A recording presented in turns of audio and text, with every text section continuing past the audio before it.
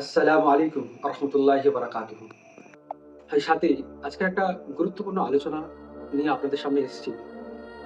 আমরা সবাই কম বেশি জানি যে কাশ্মীরের পাহেলগামতে ওখানে একটা মর্মান্তিক ঘটনা দুষ্কৃতীরা আক্রমণ করেছে এবং যার দরুন আমাদের ভারতবর্ষে মুসলমানদের উপরে প্রতিটা হিন্দুর একটা কোথাও না কোথাও ঘৃণা জন্মেছে।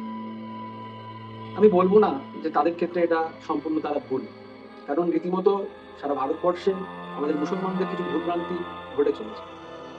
যেমন ধরুন, কিছুদিন আগে দেখছিলাম, ওই মাস ছয়েক আগে নুপুর শর্মার যে কেসটা হয়েছিল। নুপুর শর্মা আমাদের নবীকে নিয়ে একটা খুব খারাপ মন্তব্য করলেন।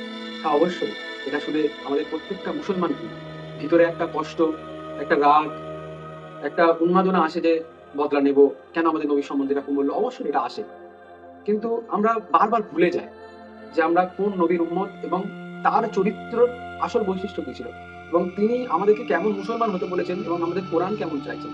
আমরা সম্পূর্ণ ভুলে তার আন্দোলনে বেরিয়ে বিভিন্ন জায়গায় ট্রেন নিয়ে ভাঙচুর করা, বিভিন্ন জায়গায় কোনো কিছু পুড়িয়ে দেওয়া, কোনো মানুষকে কষ্ট দেওয়া, কোনো জায়গায় গাড়ি ঘোড়া আটকে দেওয়া, বিভিন্ন রকম খারাপ কাজে লিপ্ত হয়ে যাচ্ছি। তাই সাথেই আমাদের প্রত্যেকটা মুসলমানের কাছে আমার একটাই অনুরোধ যে আমরা যখনই কোনো ধর্মীয় আন্দোলনে যাব, কেউ ওয়াকাব বিলের আন্দোলন হোক অথবা নূপুর শর্মার বিরুদ্ধে যে আন্দোলন বা যে কোনো আন্দোলন, আপনি কোনো ইজতেমাতে যাচ্ছেন, কোনো জামাতে যাচ্ছেন, তখন আপনি মনে রাখবেন আপনি অমুক মাসুদ, সালমান বা যে কোনো অন্য কোনো স্পেসিফিক মানুষ, অর্থাৎ নির্দিষ্ট মানুষ আর আপনি নন। আপনি তখন পুরো কওমের সামনে নিয়ে আপনার জন্য কওম যেমন সম্মান অর্জন করতে পারে, ঠিক আপনার জন্য কওমের বদনামও হতে পারে। আপনি যখন কোনো একটা আন্দোলনে যাচ্ছেন তখন এতটা সুষ্ঠুভাবে চলা উচিত, যেমন সাদা কাপড় ময়লা রাখলে যেমন নোংরা হয়ে যায়, আপনি তেমন ওই আন্দোলনে যদি ছোটখাটো ভুল করেন তার কারণে পুরো কওমকে বদনাম হতে হবে। আমি অন্য প্রসঙ্গে যাবো না, কাশ্মীরের প্রসঙ্গে আজকের এই আলোচনা। দেখুন, আমাদেরকে এখন এটুকু মনে রাখতে হবে, এই যে মর্মান্তিক ঘটনা হয়েছে সেই জায়গাটায় হিন্দুদের জায়গায় আমাদেরকে রাখুন। অর্থাৎ ভাবুন যে হিন্দুরা কোনোভাবে এই কাজটা করেছে এবং আমরা মুসলমানরা এই কাজটা শুনেছি, তখন আমাদের কোথাও না কোথাও সেম জিনিসই ঘটবে। যে সেম জিনিস মনে হবে মুসলিম হিন্দু মানে সন্ত্রাস, যেটা ওদের ক্ষেত্রে মনে হচ্ছে। মনে হওয়াটা স্বাভাবিক, কারণ বিভিন্ন ঘটনা এবং আমাদের আজকে যে চলাফেরা, মুসলমানের যে উল্টো পাল্টা চলাফেরা, ভুল ভ্রান্তি করা, যে কোনো জায়গায় মারপিট করা, যেখানে আমাদের নবী বলেছেন যে কারোর দিকে ইশারা দ্বারা, ইশারায় যদি কেউ লোহা বা কোনো ধরনের অস্ত্রধারী জিনিস দিয়ে ইশারা করতে বারণ করেছে, সেখানে আজকের মুসলমান একে অপরের কুড়ুল মেরে দিচ্ছে, দা মেরে দিচ্ছে, চাপড় মেরে দিচ্ছে। আজকের কোন পর্যায়ে মুসলমান চলে গেছে? আজকে কোনো একটা ফাংশন হচ্ছে কোথাও, সেখানে গিয়ে দেখো মুসলমান মদ খেয়ে পড়ে রয়েছে, লুটোপুটি খাচ্ছে। মুসলমান নিজেদের জায়গা থেকে পুরোপুরি সরে গেছে। আর সেই কোরআনের লাইন, যার মোটামুটি অর্থ কি, যে তুমি যদি মুসলমান যদি আমল ছেড়ে দেয়, মুসলমান যদি বদ্দিনের মধ্যে ছেড়ে যায়, তখন আল্লাহ কি করে? তার উপরে অত্যাচারী শাসক নিয়োগ করে। এটা তো আমরা জানি। কিন্তু মুসলমান সবকিছু ছেড়ে দিয়ে আন্দোলনে নামছে, সবকিছু করছে, কিন্তু আল্লাহর যে ওয়াদা রয়েছে যে তোমরা প্রত্যেকে লাইনে যদি থাকো সব ঘাট তোমাদের পাবে, সব ভুলে গেছে। এই কাশ্মীরের প্রসঙ্গে আমার বলার উদ্দেশ্য এটাই, এই যে পাকিস্তান নামক দেশটা, এরা এতটাই মানে নোংরা দেশ, এরা প্রতিটা মুহূর্তে আল্লাহর নাম নিয়ে বোম ফাটায়, ভাবে যে ওদের এই বোম ফাটাই মানে তারপরে জান্নাত ফয়সালা হয়ে যাবে। মুসলমানের এতটা বদনাম হয়তো আর অন্য কোনো দেশ করেনি। হ্যাঁ, এটাতে অবশ্যই, এটা আমার সরকারের কাছেও প্রশ্ন, যে এত ফোর্স থাকতেও কিভাবে ওই জায়গাটা, কাশ্মীরের মতন জায়গা যেখানে হাজার হাজার পর্যটক প্রতি মুহূর্তে রয়েছে, তাদের এই সিকিউরিটির অভাব কিভাবে হলো? 3 বছর আর্মির নিয়োগ বন্ধ, আর্মি পরীক্ষা হচ্ছে না, আর্মি নিয়োগ হচ্ছে না, এই যে সব কিছু চারিদিকে ফাঁকা রয়েছে, ওখান থেকে এসে পাকিস্তান থেকে মানুষ এসে আতঙ্কবাদী এসে মেরে চলে যাচ্ছে। হ্যাঁ, পাকিস্তান তো ওরকম, মানে ওরা নির্লজ্জ বেহায়া একদম পুরো। ওদের কোনো মানে ওদের জন্য মুসলমানের আজকে এত বদনাম। কি করছে বাবা, তোরা আতঙ্কবাদী, তোরা হচ্ছে যে মারপিট করবি, তোরা গুলি মারবি, এটাই তোদের চরিত্র। কিন্তু আবার সেখানে কি বলছে, মুসলিম কিনা দেখে তো মানে মুসলিম হলে মারবে না, হিন্দু মারলে ওরা জান্নাত পাবে। আর এর নির্বোধ, কি বলবো, পুরো মুসলমানের সম্মান নষ্ট করে ফেলে। কিন্তু আমার ভারতীয় ভাইদের, আমার কাছের ভাই বোনদের কাছে একটাই অনুরোধ, আপনারা যে বারবার বলছেন মুসলিম সন্ত্রাস তৈরি করে, মুসলিম সন্ত্রাস তৈরি হয়, মাদ্রাসাতে সন্ত্রাস তৈরি হয়, বিভিন্ন ভাবে বিভিন্ন জায়গায় ফেসবুক পোস্টের মাধ্যমে সব, একটা শিক্ষিত মানুষ হয়ে কিভাবে যে কিছু কর্মের জন্য পুরোপুরি, যে পুরো হোল মুসলিম জগৎ, ইসলাম জগৎ থেকে কিভাবে বদনাম করে আমার মাথায় ঢোকে না। কারণ যে কাশ্মীরের ঘটনাতে যে 27 জন, টোটাল 28 জন মারা গেছে, 27 জন হিন্দু ছিল কিন্তু একজন ছিল মুসলমান। সেই মুসলমানের কাহিনী একটু শুনি। তার নাম কি? সৈয়দ আদিল হোসেন শাহ। সে কি করলো? সে ছিল তার ফ্যামিলির একমাত্র উপার্জনকারী। সে তার ফ্যামিলির একমাত্র উপার্জন করে। সে যখন সেদিন খচ্চর দৌড়াতে বেরোচ্ছে, তার বোন তাকে বলছে, ভাই আজকে যেও না, আমার মন কেমন করছে। সে শোনেনি, বললো খাবো কি, বলে চলে গেল।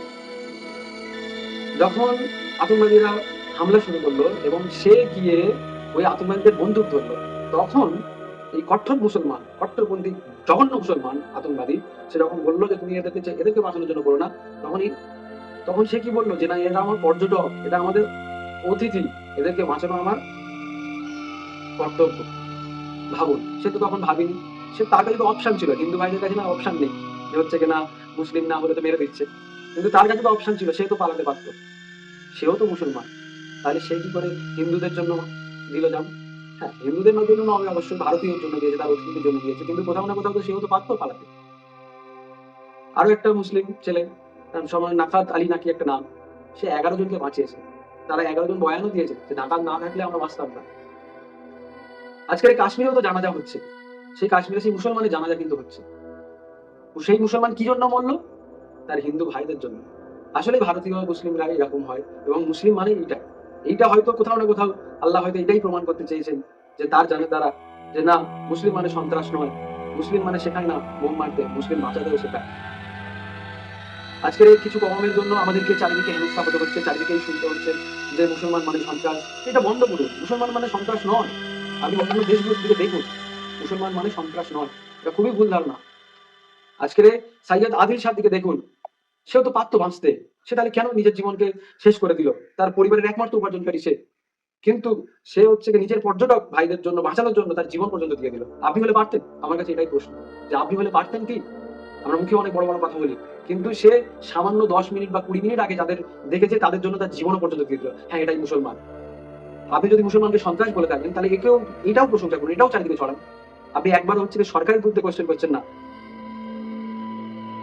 ঘটনা ঘটেছে কাশ্মীরের, পাকিস্তানি চাল, পাকিস্তান তো চায় কাশ্মীরের বাসিন্দারা ভিকিরি হয়ে যায়, কারণ ওখানে যত ওরা পারবে, যত যুদ্ধ বাঁধিয়ে দেবে, যত ওখানে আক্রমণ করবে, তত মানুষ যেতে ভয় পাবে। ওদের পুরো ট্যুরিজমের যে পর্যটন যে শিল্প রয়েছে, সেটা পুরোপুরি জিরো হয়ে যাবে। মানুষ বিক্রি হয়ে গেলে ওখান থেকে আতঙ্কবাদী তৈরি করবে। ওটা তো ওদের ক্যারেক্টার, ওটা ওদের সামাজিক প্রবলেম, এটা তো কোনো ধর্মের কোনো ইস্যু নেই যে ওই ধর্মের মানুষগুলো যেটা হচ্ছে।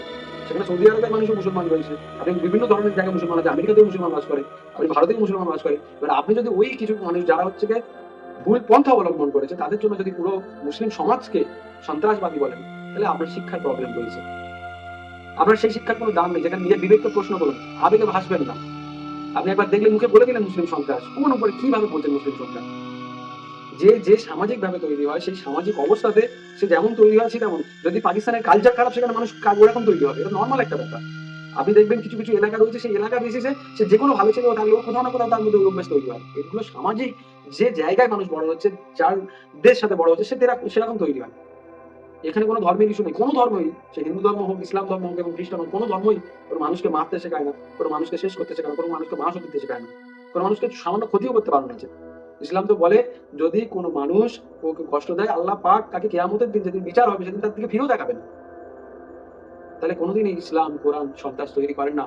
যেটা হাত জোর করে অনুরোধ, ইসলামকে সন্ত্রাসবাদী ধর্ম বলে আখ্যা দেবেন না। ওই আদিল শাহ, নাকাদারি, এদের দিকে দেখুন, এরা আপনার ভারতীয় মুসলমান, এবং আমাদের নিদর্শন, ইসলাম কোনদিন কাউকে মরতে শেখায় না, কাউকে মারতে শেখায় না। ইসলাম শান্তির ধর্ম, ইসলাম শান্তির ধর্ম, এইটা প্রচার করুন বারবার। কি একটা নির্বোধের মতন ইসলাম সন্ত্রাস তৈরি করে, কোন ধর্মই সন্ত্রাস তৈরি করে না, সেটাই হোক। আপনাদের কি হিন্দুরা ডাকাত নেই? হিন্দুরা চুরি করে না? তাহলে কি হিন্দু ধর্মটা ডাকাত তৈরি করতে শেখায়? একটা বিবেক নেই আপনাদের, যে চারদিকে ছড়াচ্ছেন ইসলাম মানে সন্ত্রাস, ইসলাম মানে সন্ত্রাস। এই কি? শিক্ষিত হন, নিজের শিক্ষিত পরিচয় দিন, বিবেককে কাজে লাগান, আবেগে ভাসবেন না, এটাই আমার কাছে অনুরোধ।